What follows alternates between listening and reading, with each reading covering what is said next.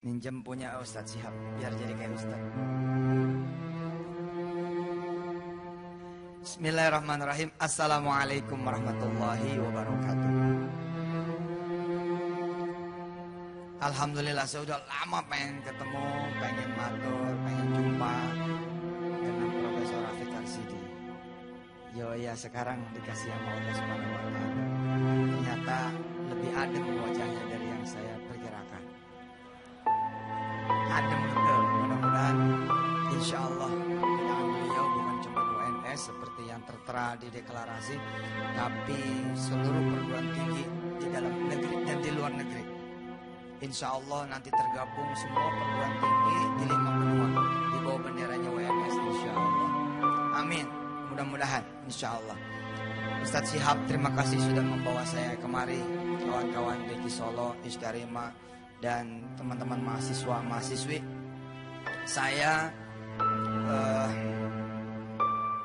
benar-benar punya jalan untuk membuat orang miskin menjadi kaya, untuk membuat orang yang bodoh menjadi pintar, untuk membuat orang yang lemah menjadi kuat. Saya dengan izin Allah SWT dan juga kawan-kawan yang bergerak di dunia Al-Quranul Karim seperti mendapatkan ilham dari Allah SWT, seperti doa kita, doa kami, doanya semua orang. Allahumma inna nas'aluka fahman nabiyyin wa hifdzal mursalin wa ilhamal malaikatillahi muqarrabin. Bahwa yang paling gampang untuk mengangkat orang-orang kecil menjadi besar, orang-orang hina menjadi mulia, sederhana sekali. Tempelin dia dengan Quran, rekatkan dia dengan Quran, satukan dia dengan Quran, blend dia dengan Quran. Insya Allah berubah, betul-betul bakal berubah.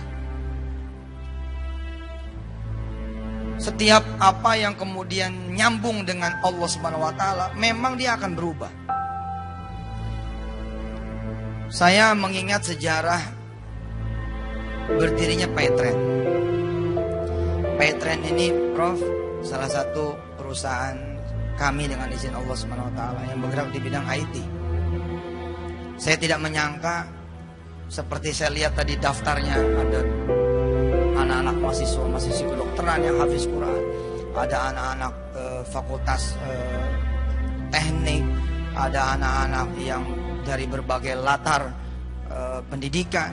Saya juga tidak menyangka diri saya kemudian diundang ke Silicon Valley, Amerika Serikat, untuk proses tawar-menawar perusahaan kami dibeli oleh salah satu perusahaan di Amerika. Mereka bukan sedang berhadapan dengan pebisnis, tapi ketika saya berangkat ke sana dan dialog dengan mereka, bicara tentang harga, saya seperti memandang mereka sedang berbicara dengan penghafal Quran. Ketika kemudian mereka 2 kali datang ke Indonesia untuk membeli perusahaan kami Paytrend, dan saya dengar mereka dari mulut mereka sendiri, mereka menawar $10 juta. Kita perusahaan Paytrend, perusahaan payment gateway. Jadi saudara kalau mau beli pulsa, beli listrik, bayar-bayar ini dan itu, kita bayarnya pakai Paytrend. Mudah-mudahan nanti pembayaran UNS bisa pakai Paytrend. Nah, karena mereka pengen masuk ke industri ini, ada Kasyong namanya di Hong Kong. Dia menjadi besar dan punya kemudian bank yang besar sekali, kemudian menjelajah ke berbagai negara, bahkan benua. Karena awalnya dia main di perusahaan payment, di perusahaan manajemen pembayaran, lalu lintas transaksi. Mereka bilang, saya minat dengan perusahaan Anda, kita pengen masuk ke Indonesia lewat perusahaan Anda. Valuasinya saya dengar dari mereka $10 juta. Saya terkejut bahagia, tapi nggak kaget ketika saya mendapati, oh saya ada di dunia itu ya, oh saya ada di dunia ini ya, sesuatu yang sebelumnya saya nggak pernah ngerti, nggak pernah tahu.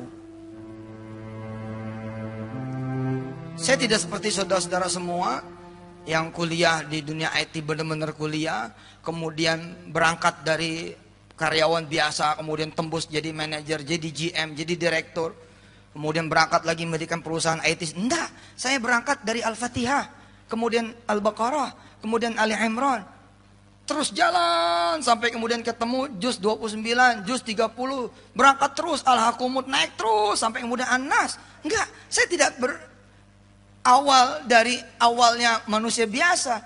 Saya berangkat dari Quran. Gila kan? Maka ketika kemudian saya menginjakkan kaki di bandara New York John F. Kennedy di Amerika Serikat, saya seperti sedang membawa berita gembira buat para penghafal Quran. We are here. Kita ada di sini. Karena sebagai seorang penghafal Quran, ada muru'ah, ada izzah. Saya ketika datang ke Silicon Valley, pertanyaan saya begini, apa ada perusahaan di sini yang bisa saya beli? Pertanyaannya saya rubah, Pak. Pertanyaannya bukan jadi nggak nih? Jadi nggak dibayar nih? Enggak, pertanyaan saya ketika ke Silicon Valley, saya bilang, ada nggak perusahaan di sini yang bisa saya beli? Kenapa? Karena saya pengen mereka tahu sedang berbicara dengan seorang penghafal Quran. Oh, saya bukan sombong, tapi ini izzah seorang penghafal Quran. Kenapa kita penghafal Quran jadi yang dibeli? No, saya yang pengen beli. Bagaimana nanti gedung putih kita rubah jadi gedung merah putih?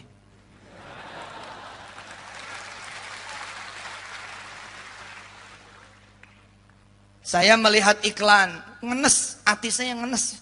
Saya sebagai orang yang mencintai Indonesia, karena Rasulullah menyuruh saya mencintai negeri, mencintai tanah air kita, mencintai bumi pertiwi.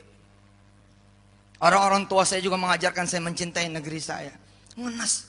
Ketika kemudian terulang lagi terulang lagi, ada iklan. Selamat datang, Indosat Ooredoo. Buat sebagian orang itu peristiwa biasa. For me, buat saya itu bukan peristiwa biasa. Sedih saya. Udah lama saya mencontohkan ya proses kemudian lepasnya Indosat dari tangan negeri kita. Bagaimana Indosat yang saat dijual punya pelanggan 40 juta orang, kok bisa dilepas 13 triliun? Dan dilepasnya kepada perusahaan di negara asing. Padahal andai saja para pembesar kita menganut ekonomi kerakyatan, menganut ekonomi aslinya orang Indonesia, ekonomi gotong royong, patungan, Indonesia berjamaah, nggak bakal hilang Indosat. 13 triliun tawarkanlah ke 40 juta pelanggan. Cukup dengan satu short message, dengan satu SMS singkat. Our valuable customer, pelanggan yang terhormat, mau nggak jadi ownernya Indosat? Kita butuh 13 triliun bagi 40 juta, kita bagi 3 tahun 36 bulan, ternyata cuma 9.000 perak, 9.027 perak. Sehingga kalimatnya cukup begini kalau saya kemudian menjadi pembesar saat itu. Dan tidak bicara kalau sih, insya Allah mudah-mudahan yang akan memimpin negeri ini adalah orang-orang yang memang berpihak kepada negerinya, berpihak kepada bangsanya. Cukup SMS-nya begini, tahan pulsa Anda 10.000 setiap bulan, selama 36 bulan, welcome, you are my owner, you are my owner, Andalah pemilik barunya Indosat. Tapi tidak dilakukan. Terus jalan sekian tahun, kita menyaksikan presiden kita kemudian menyampaikan di depan layar kaca. Salah satu dari jutaan orang yang menonton adalah saya. Ketika ada salah satu orang kemudian bicara bagaimana dengan Indosat, dia punya satelit. Kemudian Pak Presiden waktu itu ngomong, kita tidak usah bicara Indosat, Indosat itu 200 triliun terlalu mahal. Saya ingat betul itu. Makanya dengan spirit itu, saya alih-alih sudah tinggal bicara time schedule pembayaran 10 juta dolar, saya malah bilang, saya mau buka kantor di sini. Saya mau beli salah satu perusahaan di sini. Gimana caranya?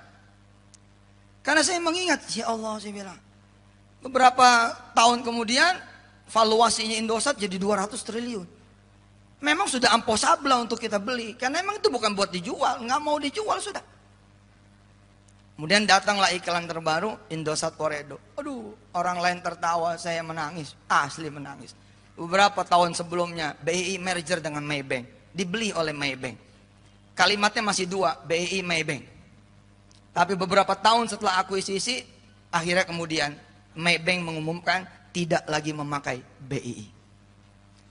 Ini kalimat belum jadi Pak, tapi saksikan kebenaran omongan hari ini. Besok ketika dia mengatakan selamat datang Indosat Oredo, enggak. Itu ada kalimat yang kemudian akan terhapus karena emang bakal dihapus, yakni selamat tinggal Indosat. Sama seperti Sony Ericsson. Ketika kemudian Ericsson dibeli oleh Sony, namanya masih dua, Sony Ericsson. Besok kemudian Ericsson hilang, tinggal Sony-nya. Bagaimana kemudian orang sedunia lupa Stadion Etihad itu dulu stadion apa namanya? Lupa orang. Memang sudah begitu. Kalau barang udah dibeli, ya suka-suka yang beli. Saya nggak kebayang bila kemudian separuh bumi Indonesia atau malah seluruh kemudian rakyat Indonesia memakai Petren. Nggak kebayang sama saya. Jika kemudian servernya, sistemnya, manajemennya dimiliki oleh Amerika. Mendingan ame bini daripada Amerika. Ame bini aja deh. Kumi itu anak saya. Anak saya yang kedua namanya Kumi. Jadi Al-Kumi ini anak aneh nih. Wirda, Kumi, Kun, Hafiz, Aisyah. Anak saya 5 Prof. Alhamdulillah. 1 biang.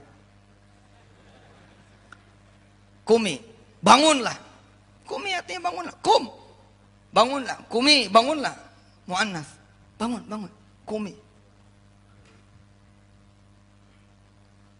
Bagaimana kemudian kita melihat di waktu-waktu yang akan datang tinggal Oredo. Saya mikir, oh kita dari dulu belajarnya mewarnai, bukan diwarnai. Betul tidak? Ahlul Quran besok harus mewarnai, bukan diwarnai. Maka saya datang. Terus kata dia begini, kata orang-orang Amerika begini. No. We back to subject, dia bilang. Kita balik ke subjek materi obrolan kita. Bagaimana tentang proses akuisisi? Saya bilang, enggak lah. Kita akan bicara kalau penawaran Anda 1 billion, saya bilang. 1 billion. Jadi kalau penawarannya itu 1 billion, 1 miliar dolar, baru saya bicara. Baru kita bicara. Apa kata bulenya? Oh nggak bisa. Anda baru 700.000 pengguna. Baru 700.000 pengguna. Kalau mau bicara 1 billion, Anda harus punya 10 juta pengguna. Oh saya bilang kalau 10 juta pengguna, 10 billion. Betul, karena Al-Quran mengajarkan kepada saya, antumul a'launa. Ente lebih tinggi, Sof. Jangan mau dibeli, harus ente yang beli. Besok kita ke Singapura, kemudian kita rubah namanya menjadi Singaparna. Urusan kita dibeli-beli melulu. Besok ya tugas kemudian Ahlul Quran adalah membuyback juga Indonesia. Sebagaimana kemudian juga membuyback akidah-akidah yang tergadai. Tidak cuma berhenti pada episode kita menghafalkan Al-Quran.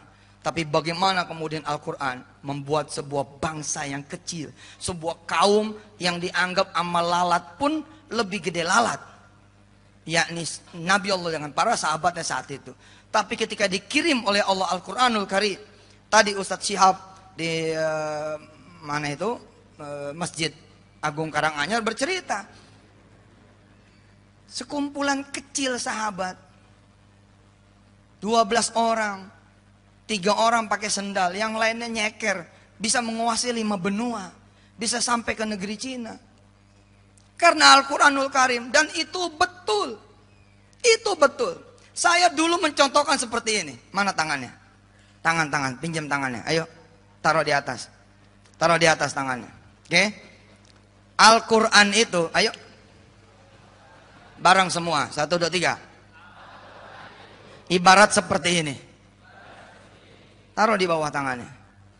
Ada di dasar laut. Ada orang tenggelam di dasar laut. Kemudian dia naik. Dia naik. Terus sampai ke permukaan. Mana suaranya? Terus sampai ke permukaan. Dijemput sama nelayan. Naik ke perahu. Dinaikin ke perahu. Dibawa ke tepi pantai. Dibawa ke rumahnya. Dikasih handuk. Dikasih pakaian. Dikasih makanan hangat. Dikasih minuman hangat. Orang ini mandi, kemudian makan. Ditanya juga bisa kerja apa? Ditanya juga bisa kerja apa? Bisnis apa? Usaha apa? Dia jawab nggak tahu. Oleh si pemilik rumah, si nelayan, diajarin, bercocok tanam, dan dikasih lahan. Akhirnya dia bisa bekerja, dia bisa bertani, dia bisa berkebun. Kemudian dia tambah luas kebunnya. Dia bisa dagang di kampung itu. Mana? Dia bisa dagang di kampung itu. Kemudian dia bisa berdagang antar kampung, berdagang antar pulau, menguasai pasar di Indonesia, menguasai pasar di negerinya, kemudian berdagang lagi antar negara. Dan ketika dia meninggal dunia, dia terus naik, nggak bisa di stop, unstoppable, sampai kemudian posisinya mentok. Ada sisinya Rasulullah Muhammad SAW. Dulu saya tidak membayangkan kalau contoh itu terjadi sama saya. Kan tadi ada ceritanya tuh. Mula-mula dagang dulu di kampungnya, kemudian bisa berdagang antar kampung. It was me. It was me. Gak nyangka. Ketika saya mulai bercerita sampai bisa berdagang antar kota, mulai nyampe nih. Tapi ketika saya kemudian bilang, coba nih gue naikin nih. Kita kemudian orang ini berdagang antar negara. Bisa gak? Tapi saya yakin karena redaksi hadisnya seperti itu. Kalau kita udah nempel sama Quran, maka kita akan diangkat, terus dan tidak pernah berhenti, bahkan ketika kita wafat dan nanti kelak dibangkitkan. Iqra wartaqi. Baca kata Allah, silakan baca. Kamu naik sendiri. Nanti tempat akhirmu, akhir dari manzilatak nanti adalah dari akhir ayat yang takra'uha, dari ayat yang kalian itu nanti baca. Bayangkan bila kemudian kita menyelesaikan 30 juz, Allah tempat kita bersama para nabi dan rasul, lalu kita bisa berduduk, bisa bercakap-cakap, bisa melihat Nabiullah Muhammad SAW. Episode yang kemudian menjadi episode menyenangkan buat para orang tua adalah ketika anak-anaknya dibawa sama orang tua menemui saya. Ustadz, anak saya apal waqiah loh. Terus saya tersenyum, oh ya, apal waqiah? Iya. Ayo dek, baca dek. Terus saya juga mempersilakan, silakan dek baca. A'udzu billahi minasyaitonir rajim. Anak itu baca, yang menangis ayah ibunya. Sambil megang Samsung sama iPhone-nya. Bismillahirrahmanirrahim. Saya duduk di situ di depan anak ini. Idza waqa'atil waqi'atu laisa liwaqa'atiha kadzibah. Ayah ibunya kemudian bleber matanya. Sambil megang dia punya jejak, sambil dia ngusap air matanya. Ya Allah, anak saya membaca di depan Ustadz Yusuf Mansur. Saya pun senang melihat dua insan ini senang. Melihat kemudian ayah dan ibu ini senang. Melihat anak yang membaca depan saya. Saya kemudian usap palanya dan saya beri dia hadiah. Saya membayangkan besok saya begitu di depan Rasulullah Muhammad SAW. Jibril mengantar saya ke depan Nabiullah Muhammad SAW. Jibril juga mengantar Prof. Rafiq Karsidi ke depan Nabiullah Muhammad SAW. Jibril memberi salam, ya Rasulullah salam alaikum, wahai Rasulullah salam sejahtera untukmu. Ini Prof. Rafiq Karsidi, kenalin. Rasulullah bilang, udah kenal. Jibril bingung, emang pernah di UNS? Betul, saya membayangkan itu. Puncaknya adalah di mana kemudian orang tua saya ada di samping saya, dan itu yang membuat saya bilang sama santri-santri saya, sampai mati kita harus jaga hafalan Quran kita, sampai kemudian kita betul-betul bukan cuma sekedar pernah ngafal, tapi kita diwafatkan sebagai orang-orang yang memang menghafalkan Al-Quran. Kenapa? Karena momen itu yang paling saya tunggu, di mana Rasulullah kemudian bilang, silakan Yusuf Mansur baca ayat itu sebagaimana dulu Allah menurunkannya kepada Jibril dan Jibril menurunkannya kepada saya. Lalu saya membaca depan Nabi Muhammad SAW. Kemudian Nabi bilang, cukup, mari kita sama-sama baca di hadapan Allah Subhanahu Wa Taala. Oh, itu yang membuat saya nggak berhenti. Dan saya pengennya tidak sendiri. Saya ngajak yang lain. Saya bilang sama Nabi Allah Muhammad, ya Nabi, itu di belakang ada teman-teman dari Al-Qumi. pengen setoran sama engkau ya Nabi. Satu-satu pada maju, kita berdua, kita bertiga, kita berempat, kita berlima, kita bersepuluh di organisasi ini, di kampus ini bersama wakil-wakil dari rektor-rektor yang lain, menyaksikan anak-anak kita terus ganti berganti. Allah, Quran Pak, nggak nyangka kemudian saya bisa berdagang. Pertama dagang Malaysia, peng, masuk Malaysia, masuk Singapura, kemudian masuk di negara-negara Asia. Kita terbang ke Hong Kong. Biasanya kita masuk Cina ke Indonesia, saya malah masuk dari Indonesia ke Cina. Saya dari dulu bilang, saya demen nih sama si Elon Musk. Demen nih saya sama si Elon Musk. Dari dulu saya bilang, oke, no problem, saya Muslim, dia bukan Muslim. Tapi saya mencintai dia, saya menyukai dia karena spiritnya. Saya mendengar, saya kemudian membaca, saya melihat sejarahnya dia. Bagaimana kemudian Elon Musk berangkat kemudian dari Afrika Selatan, menunjukkan Amerika di usia yang masih sangat belia. Belia. Ketika dia berumur 6 apa 7 tahun, dia bilang sama teman-temannya, "Kamu ya sini, sini, sini." Temannya pada datang, "Ada apa? Ada apa?" Ada yang manggil El, ada yang manggil Elon, ada yang manggil Mus. "Ada apa?" Kata si Elon Musk, "Look at the moon." Lihat itu bulan. Elon Musk nanya, "Menurut Anda semua, menurut teman-teman, is it far? Jauhkah? Atau dekat?" Teman-temannya bilang, "It's far away, jauh banget."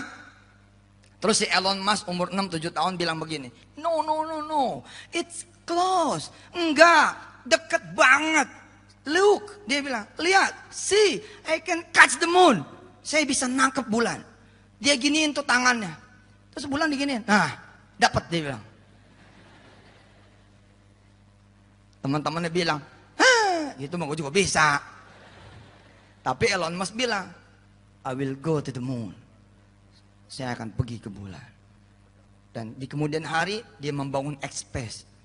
Dia orang pertama sipil bukan NASA yang kemudian memberangkatkan sepasang pengantin menikah di luar angkasa. Dia punya PayPal. Wah, karena itu saya bilang, saya punya Paytrade.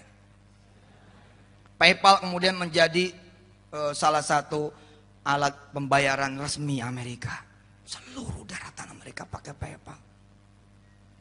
Dan dia tidak ada Quran.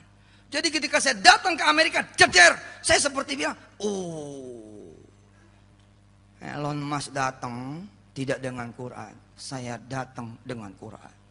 Lalu apa yang kami lakukan? Kami berangkat kemudian ke Texas, kita beli tanah di situ dengan kaum muslimin di sana. 2,1 hektar kita beli di Texas. Texas, bukan di Tawangmangu. Dan apa yang membuat saya bangga? Insya Allah tidak ada kesombongan dan saya bangunkan Anda semua. Saya bisa begitu, bukan karena apa-apa. Saya memegang Quran. Memegang Quran. Seperti doa kita semua. Allahumma arhamna bil Quran waj'alhu lana imaman wa nuran wa huda wa rahmah. Allahumma zakkirna minhu ma nusina wa 'allimna minhu ma jahilna warzuqna tilawatahu ana al-laili wa atrafan nahar waj'alhu lana hujjatan ya rabbal alamin. Kita minta sebagai rizki kita semua. Salah satu puncak rizki adalah kita diizinkan membaca Al-Quran pagi, siang, sore, dan malam. Itu rezeki paling gede loh, bisa baca Al-Quran. Jadi saya mengingat nih, diri saya Yusuf Mansur yang berterima kasih betul kepada Allah. Di saat saya di kamar penjara, di sel yang dingin, Allah gerakin tangan saya mengambil Quran. Tidak kebayang kalau Allah menggerakkan tangan saya bukan untuk Quran. Nggak bakal saya berdiri di sini, nggak bakal. Sejak itu saya berusaha mencintai Quran agar Quran mencintai saya. Ketika saya meniti karir sebagai tukang antar ayam potong ke rumah-rumah makan, saya membawa serta Al-Quranul Karim. Mushaf tidak pernah saya tinggal. Hari ini memang saya sudah tidak lagi membawa Quran. Karena alhamdulillah Al-Quran fi sudurina. Al-Quran sudah di hati, tinggal dikeluarin aja. Dulu Pak, saya teman saya banget. Teman saya banget. Saya suka bilang sama teman-teman yang lain, sampai kapan lo jadi kurir? Ayo kita wudhu, kita sholat di musolanya rumah-rumah makan Padang. Saya ingetin teman-teman, apa kata teman-teman? Jam, Suf, lo aja sono, titip salam sama Allah ya, gitu. Selalu memang, omongan itu selalu kita dengar. Di episode apa aja kadang-kadang kita ngajak teman sholat, lo duluan deh, salam ya, gitu. Sama saya begitu. Kan orang nganterin nih, nganterin ayam, ada yang nganterin minyak, ada yang nganterin kulit ini, ada yang nganterin daging, ada yang nganterin ikan, ada supplier macam-macam, semua ngumpul di dapur. Lalu mereka tidak langsung pulang, kenapa? Karena nuker kwitansi. Nah, di antara pengiriman dan nuker kwitansi, saya pegang Quran. Itu yang membuat saya kemudian berangkat di Amerika. Lalu saya bilang sama Allah, ya Rabb, ji'na bil Quran. Ya Allah, saya datang sama Quran. Wirda juga datang ke Amerika dengan Quran. Umurnya 14 tahun. Dia tidak berangkat dengan duit. Orang menyangka itu kan putrinya Yusuf Mansur. Wajar. Enggak Pak, saya tidak ada Wirda, tidak punya piutang apa-apa ke saya. Itu Wirda dari umur 8 tahun. Dia bilang, saya mau ngapal Quran, mau minta hadiah dari Allah, pengen sekolah di Paris. Umur 8 tahun, 9 tahun. Ketika waktu kecil sepatunya rusak, dia datang ke saya ayahnya. Dan saya seorang ayah yang insya Allah alhamdulillah dengan izin Allah mengerti. Allahus Samad, Allah nak, yang tempat kamu itu bergantung Allah. Allah juga tempat kamu meminta. Yang lain itu enggak ada apa-apanya, enggak bisa. Wa ya'buduna min dunillahi ma la yanfa'uhum wa la yadurruhum. Ketika dia bilang kepada saya, "Papa, sepatunya tuh udah mangap." Umur 9 tahun nih, 8 tahun, 9 tahun. Beliin dong Pak. Saya bilang mau Wirda, Wirda udah sholat? Belum. Sholat dulu ya, duha. Gitu. Bawa sepatunya, taruh di atas sejadah ya. Unjukin ke Allah, tuh gitu. Si Wirda bilang, emang Allah bisa ngedengar Pak? Bisa Kak, Allah bisa ngedengar. Terus Allah tahu tempat beli sepatunya di mana? Tahu Kak, nanti itu urusan Allah. Anak 8 tahun lah, dialog sama anak 8 tahun kayak apa sih? Lalu kita sholat, dia bawa sepatunya ke situ. 2 minggu dia sholawatin 100 sholawat sepatu itu. Alhamdulillah kemudian saya diundang ke pabrik Nike. Begitu ceramah, kata direksinya, Ustadz foto dulu di sini. Sekalian ini ada hadiah buat Ustadz, sepatu. Kata direksi itu, kebiasaan kami kalau orang datang ke pabrik kami kasih produk kami. Saya kebayang kalau saya ke pabrik Mercy. Kayak apa itu? Tanpa kemudian ngelihat isi sepatunya, saya permisi pulang. Makasih ya. Terus sampai di mobil saya buka. Ternyata sepatunya warna merah. Allah, warna merah. Nomornya 36. 34 atau 35 gitu. Kemudian saya ngomong Mas Hariman, Man, ini orang bener-bener nganggap gue kecil ya. Merah lagi sepatunya kayak perempuan gitu. Saya tidak mengingat permintaan Wirda. Dan saya tidak tahu bahwa ini dikirim Allah buat Wirda. Allah. Buat Wirda. Terus kata Sariman, kata panitia, boleh ditukar Ustadz. Jangan. Kalau ditukar jangan. Kalau ditambah boleh. Gitu Prof. Ditukar jangan. Nambah boleh. Dan dia pulang.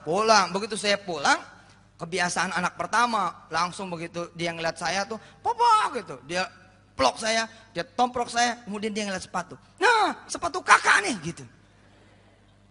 Saya bilang, bener juga. Ini dialog 2 minggu yang lalu. Terus saya tanya dia, Kak, kamu bener terus baca sholawat, terus bawa sepatu ini ke sholat tua? Terus Pak.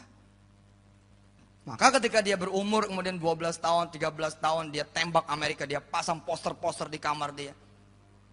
Ada satu kalimat kecil. Quran will bring me to everywhere, to anywhere. Kalimat dia tuh. Quran akan membawa saya kemanapun, dimanapun. Luar biasa. Alhamdulillah, dia lagi jalanin program. Sekolahnya lompat-lompat, pindah-pindah. Jadi mulai dari New York dulu turunnya, jeder, situ sebulan di New York, pindah kemudian ke Washington DC, pindah lagi terus.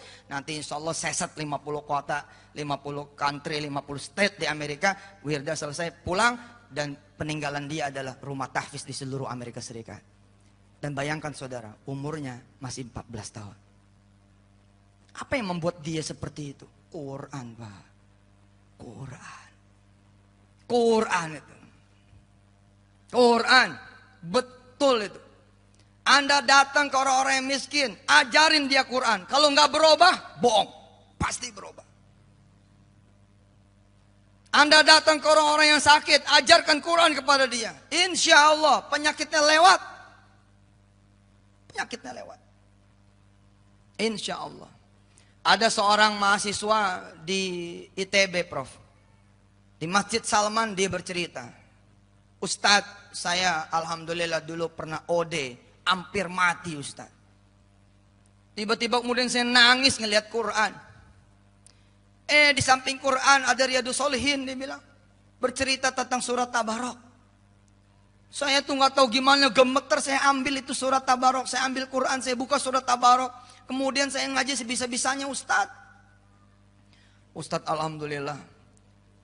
Ya mungkin ini teori kedokteran sih, insya Allah ketemu aja jawabannya. Kan dia tidak lagi mikirin OD-nya, dia tidak lagi konsentrasi dan fokus pada penyakitnya. Tapi dia bagaimana caranya, dia bilang, saya pengen mati dalam posisi sudah selesai menghafal Tabarok.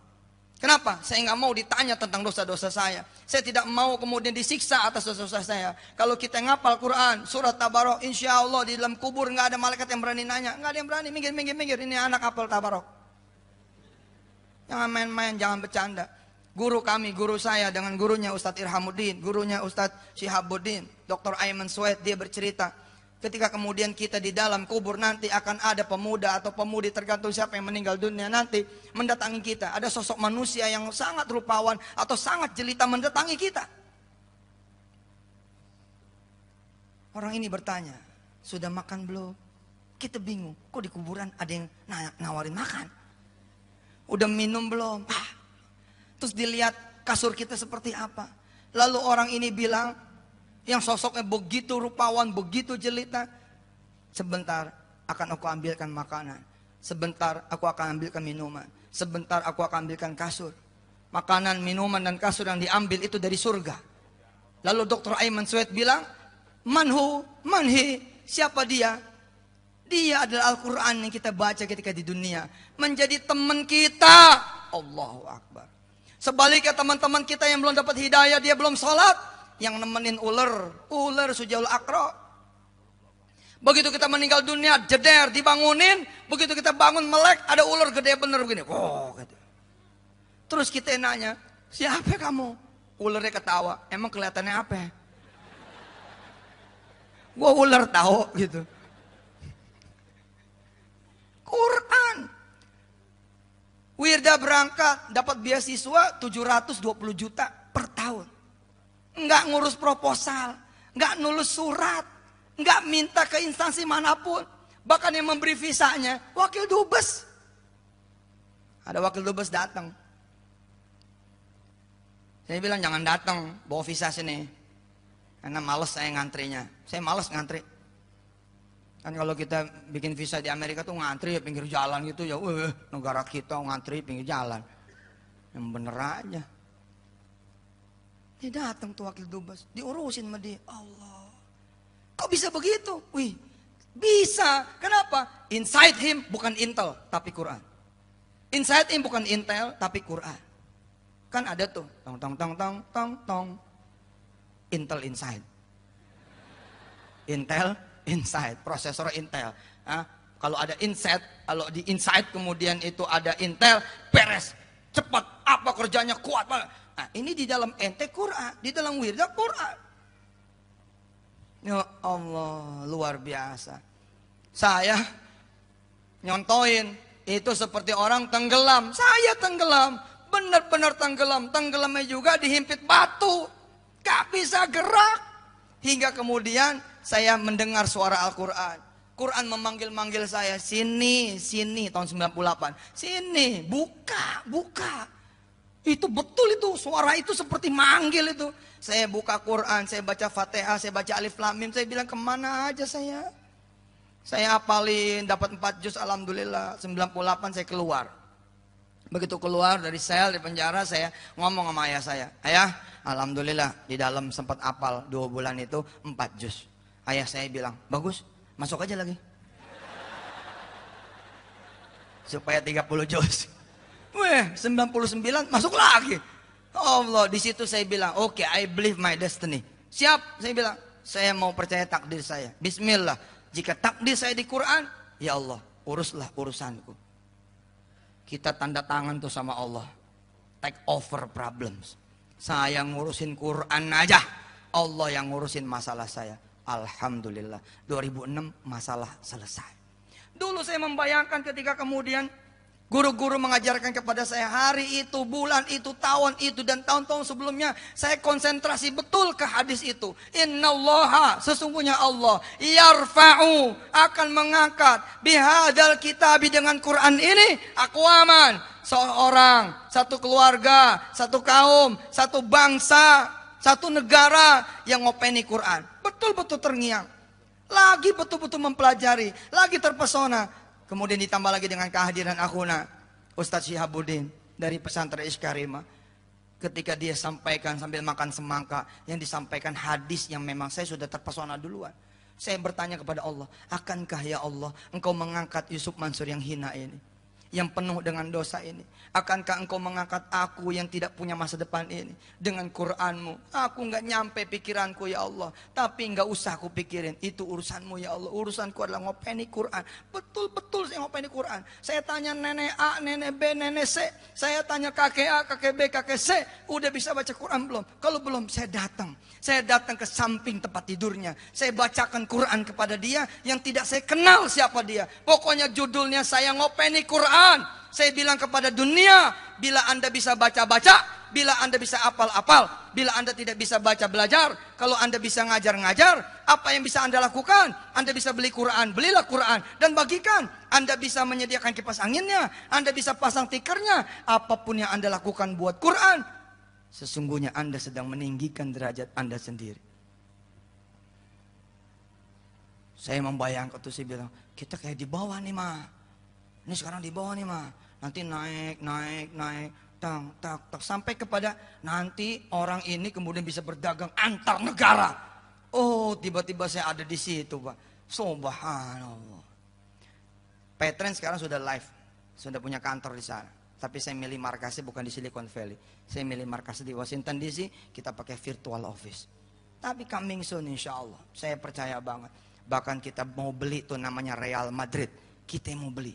Real Madrid kita mau beli. Kita mau rubah jadi Real Masjid.